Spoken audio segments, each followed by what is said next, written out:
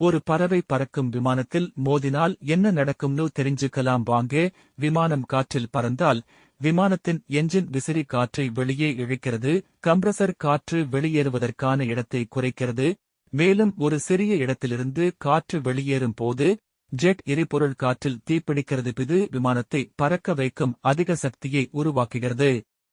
விமான நிலையத்தில் துப்பாக்கி சுடுபவர்கள் பறவைகளை சுட்ட தேவைப்படும் போது அவற்றை கொல்கிறார்கள். விமானத்தின் இயந்திரமும் பறவையை காற்றுடன் இழக்குகிறது. விமானத்தின் விசிறி பறவையை ஆயிரக்கணக்கான துண்டுகளாக உடைக்கும். துண்டுகள் சிக்கிக் கொள்கின்றன. அமுக்கி இயந்திரம் குளிர்ச்சியாகவே இருக்கிறது. ஆனால் துண்டுகள் சிக்கியிருப்பதால் வெப்பநிலை 210 டிகிரியை அடைகிறது. இதனால் ஜெட் எரிபொருள் தீப்பிடித்து என்ஜின் வெடிக்கிறது. அப்போது மீதமுள்ள 3 என்ஜின்கள் தரையிறங்க உதவ வேண்டும்.